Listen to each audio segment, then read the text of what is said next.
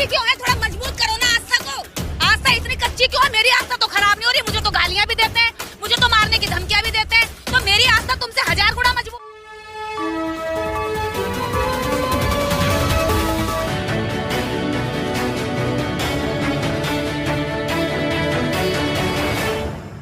तो मेरी आस्था तुमसे 1000 गुना मजबूत है।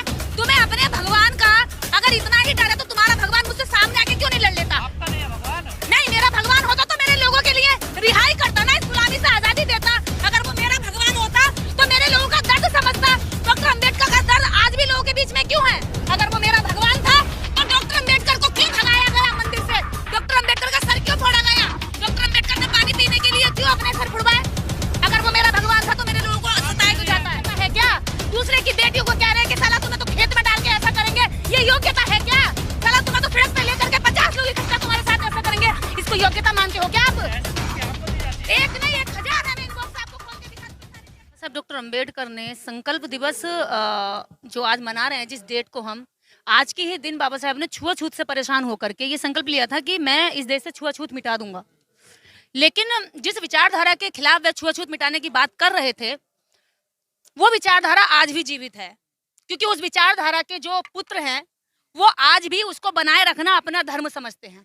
क्योंकि धर्म शास्त्रों में जातिवाद, छुआछूत, लोगों को नीचे रखना ये उनका कर्तव्य है और वो अपने पिता का, अपने परदादाओं का, दादाओं का किया हुआ कार्य बखूबी निभाना अपना कर्म समझते हैं। यही कारण है कि जातिवाद आज तक नहीं गया। वो संविधान की भी अवहेलना करते हैं, वो संविधान के अंदर निहित समानता को भी नहीं मानते।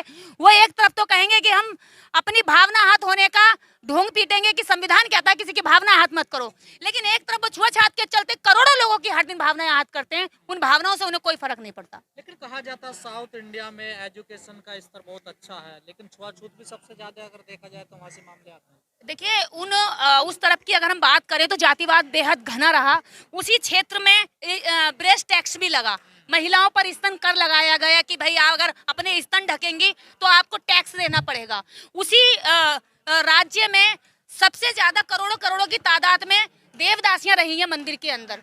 जो देवदासियां जो 8 साल से लेकर के 50 साल तक की उम्र की देवदासियां जो बच्चियां रही हैं, जिनके साथ शारीरिक और मानसिक दोनों तरह से खूब शोषण होता था, केवल रोटी पर उनको रखा जाता था, जो चढ़ावा आया वो उनको खाने दे दिया। तो सबसे ज्यादा देश का जो घिनौना चरित्र रहा है जातिवाद को लेकर के, वो उधर भी रहा है।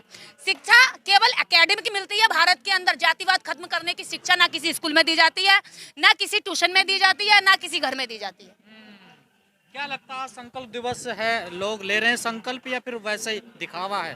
लेकिन जो लोग मानवतावादी लोग हैं वो तो संकल्प ले रहे हैं। आज जगह जगह पूरे देश भर में कार्यक्रम हो रहे हैं, संकल्प ले रहे हैं। ये संकल्प वही लोग ले रहे हैं जो इससे परेशान हैं, जो इससे पीड़ित हैं, जिनको सताया गया है। लेकिन जो इसको सता करके एंजॉय करते हैं कि भाई तुम तो नीच हो यार, हमारे सामने तुम नीच ही रहोगे, लेकिन वो इससे संकल्प लेना नहीं चाहते, क्योंकि उनको लगता है यार जिस चीज को हम सदियों से नीचे दबा के रखे हैं, जिनको हम जब चाहें जब चुटकी मसल के दबा सकते हैं, कह सकते हैं यार तुम तो बड़े, तुम अच्छे, तुम ऐसी हो, अच्छा तुम ओबीसी में आते हो, तो उनके लिए ये शब्दों से ही सामने वाले का मनोबल डाउन करना वो अपनी ताकत समझते हैं।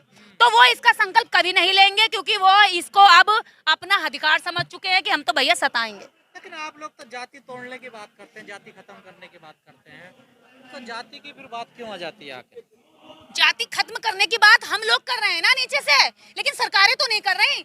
जब नोटबंदी एक दिन में खत्म हो सकती तो जातिबंदी क्यों नहीं हो सकती? अगर सरकारें चाहे तो एक दिन में जातिबंदी कर सकती हैं, लेकिन हम नीचे के नागरिक जो मानवता प्रेमी है, जो देश को प्रेम करते हैं, जो देश को खुशहाल देखना चाहते हैं, समानता में देखना चाहते हैं, वही लोग जातियां खत्म करने की बात करते हैं। कितना भाईचारा चाहते हो आप? आरएसएस के जो प्रमुख है मोहन भागवत वो मस्जिद जा रहे हैं, और क्या चाहिए बताइए आप लोगों को? तो फिर आम जनता को क्यों भड़काया जाता है कि मुसलमान से खतरा है, मुसलमान से खतरा है, और हम अगर मुस्लिम का पक्ष लेते हैं तो कहते हैं कि तू मुल्ला के साथ रहती है। अगर हम मुस्लिम के साथ कहते हैं कि भाई मुस्लिम हिंदू मत करवाओ, सब लोग एक साथ रहो, सब लोग प्यार से रहो, भाईचारे से रहो, भाईचारे से रहो, तो कहते हैं कि तुम मुल्ला की औलाद हो क्या? तो तब ऐसे क्यों कहते हैं इनके चेले चपाटे? मतलब वोट मांगने के लिए मंजार पे भी जा सकते हैं, सत्ता में बने रहने के लिए अपनी भतीजियां दे सकते हैं, बेटियां दे सकते हैं, अपनी पोतियां दे सकते हैं, मुसलमानों को, मुगलों को दे सकते हैं। कायम कर रहे हैं ना वो लोग, देखिए। तो आम जनता में फिर नफरत क्यों फैलाते हैं? आम जनता पर फिर मॉब लिंचिंग क्यों कर देते हैं? एक आम जनता को भीड़ में चल करके एक मुस्लिम बच्चे को क्यों मार देते हैं? आज बिल्किस बानो को, अपराधियों को क्यों माला पहना करके स्वागत करते हैं? अगर ये भाईचारा और भाईचारा है ना, वो संस्कारी है। तो ये सारे संस्कारी ब्राह्मण इसी देश में पाए जाते हैं, और ये इस देश के अंदर जितने भी इनके संस्कार हैं वो बलात्कारी हैं। वही वाली बात है कि भाई तुम करो तो रासलीला और कोई और करे तो भैया कैरेक्टर ढीला। तो ये वो नीच लोग हैं जो सारी नीचता की हदें पार करके भी खुद को संस्कारी कहेंगे। आप पे आरोप लगता है आप धर्म के खिलाफ बोलते हैं। मैंने तो किसी धर्म का नाम नहीं लिया आज तक। मैंने तो हमेशा से छुआछूत का नाम लिया है, असमानता का नाम लिया है, भाईचारे का नाम लिया है कि छुआछूत खत्म करो, भाईचारा खत्म करो, आपस में मिलकर रहो। के खिलाफ भड़काती हैं आप लोग। हाँ बिल्कुल, मैं भड़काती नहीं हूँ। जो कल्पनाओं में पत्थरों में बना करके गढ़ दी है उनका इतिहास खोद कर लाती हूँ। जो इन्होंने अपने शास्त्रों में लिखा है, जो वेदों में लिखा है, पुराणों में लिखा है, उसको पढ़ पढ़ के सिर्फ बोल देती हूँ मैं। आस्था से खेलती हैं आप लोगों की। तो आस्था इतनी कच्ची क्यों है? थोड़ा मजबूत करो ना आस्था को। आस्था इतनी कच्ची क्यों है? मेरी आस्था तो खराब नहीं हो रही, मुझे तो गालियां भी देते हैं, मुझे तो मारने की धमकियां भी देते हैं, तो मेरी आस्था तुमसे 1000 गुना मजबूत है। तुम्हें अपने भगवान का अगर इतना ही डर है तो तुम्हारा भगवान मुझसे सामने आके क्यों नहीं लड़ लेता? आपका नहीं है भगवान? नहीं, मेरा भगवान होता तो मेरे लोगों के लिए रिहाई करता ना, इस गुलामी से आजादी देता। अगर वो मेरा भगवान होता तो मेरे लोगों का दर्द समझता। डॉक्टर अम्बेडकर का दर्द आज भी लोगों के बीच में क्यों है? अगर वो मेरा भगवान था तो डॉक्टर अम्बेडकर को क्यों भगाया गया मंदिर से? डॉक्टर अम्बेडकर का सर क्यों फोड़ा गया? डॉक्टर अम्बेडकर ने पानी पीने के लिए क्यों अपने सर फुड़वाए?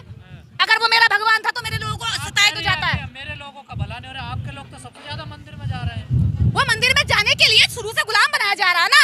जो जो मंदिर में नहीं जा रहे उनको देखो कैसे तड़पा रहे हैं। हम लोगों को जेल के लिए कह रहा है कि तेरे को फांसी दे देंगे, तुझे मार देंगे, घर में घुस के गोली मारूंगा ऐसे कह रहा है। और मैं ब्राह्मण का पुत्र हूं, तुझे घर में घुस के गोली मारूंगा, मुझे धमकी दे रहा है। और परशुराम का तू इतिहास जानती होगी। परशुराम ने 21 बार क्षत्रियों को इतनी बार मारा, क्षत्रियों को 21 बार मार के पृथ्वी जो है क्षत्रिय विहीन करी थी। और मैं तुझे भी नष्ट करूंगा, तुझे मारूंगा। तो जो खुद को कह रहा है कि मैं संस्कारी हूँ, उसी की औलाद कह रही है मैं ब्राह्मण का पुत्र हूं, मैं तेरा गला काटूंगा घर में आके। आप भी तो हमलावर हो जाती हैं। बिल्कुल क्या हमलावर होते? हमारे शब्द हमलावर है। मेरे हाथ में तलवार है, मेरे हाथ में बंदूक है, गोली है, तलवार क्या है मेरे हाथ में? बम है, बारूद है, या मेरे हाथ में कोई मैं वो लेके चल रही हूँ मिसाइल? क्या है मेरे हाथ में? से भी खतरनाक है आपके शब्द। क्यों है खतरनाक? बोलते तो ये लोग भी हैं, ये तो कहते हैं नीच। ओहो, तुम बाप पढ़ लिख के जूते चप्पल पहनने लगे हो तो ये गोली से खतरनाक नहीं है। एक इंसान को नीच कहते हो, पढ़ने लिखने के बाद भी उसकी योग्यता पर सवाल उठाते हो, ये नीच शब्द नहीं है। ये आहत नहीं करते कि उसका जो हाई कॉन्फिडेंस होता है वो जमीन पर ला दे तो 1 मिनट में कि भैया तुम तो आरक्षण से आए हुए हो। अच्छा भैया तुम्हें तो कम नंबर पे भी मिल गया होगा रिजर्वेशन की वजह से। और ये अपने बाप दादाओं की जुड़ी हुई जमीनों पर और पैसे पर, धन दौलत पर जाकर के ले लेते हैं और अब ईवीएस के नाम पर पे हक काट रहे पूरा। ऊपर से लेकर के देखोगे तो ये ज्यादा मिलेंगे और नीचे जाके देखोगे तो मेरे समाज के लोग ज्यादा मिलेंगे। योग्यता है ना। काय की योग्यता? योग्यता है तभी तो बलात्कारियों के साथ वो बलात्कारियों को बलात्कार करना योग्यता होती है क्या?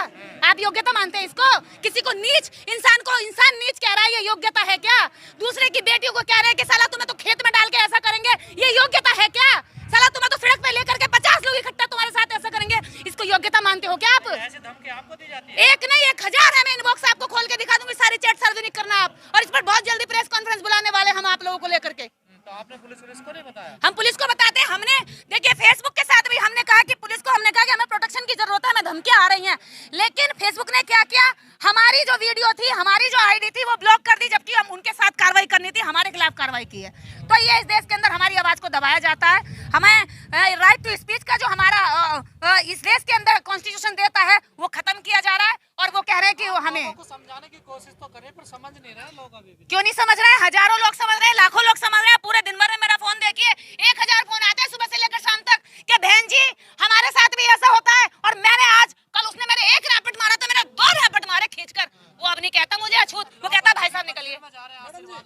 लोग कौन जा रहा है? कोई एक जा रहा है, कोई एक जा रहा है तो वो पिट के आया ना, जाओ पिटने के लिए। एक नंगला गांव में ठाकुरों ने दलितों के शमशान घाट में पानी भर दिया। उन्होंने विरोध किया दलितों ने, तो उसमें एक आदमी का मर्डर हो गया है दलित का। उनके जो शमशान घाट में सुरक्षित नहीं है। एट्रोसिटीज बढ़ रही है दलितों पे लगातार। देखिए ये एट्रोसिटीज जितनी भी है ना, ये क्रिया की प्रतिक्रिया हो रही है। पहले होकर के गांव में दब जाती थी, घरों में दब जाती थी, आवाज मुंह में दबा देते थे।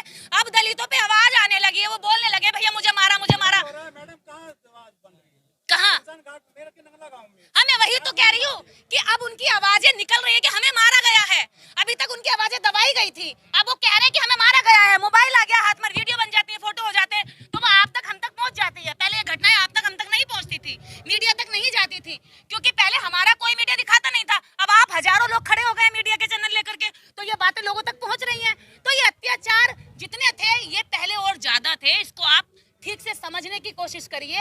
आज गांव देहात में भी लोग मोबाइल लेकर के कहते हैं कि तेरी वीडियो बन जाए। संकल्प ले रहे हैं नहीं ले रहे हैं? बिल्कुल ले रहे हैं, ये संकल्प का ही नतीजा है। देखिए पूरे देश भर से यहाँ पर कश्मीर से लेके कन्याकुमारी तक लोग हैं। यहाँ देखिए 200 तो लगभग यही है और 200 वहाँ बैठे, 400 बाहर खड़े हैं। ध्यान से देखिए आप, यहाँ बहुत लोग हैं और ये सारे लोग संकल्प लेकर के ही यहाँ से जाएंगे। अपना अपनी जिम्मेदारी अपने अपने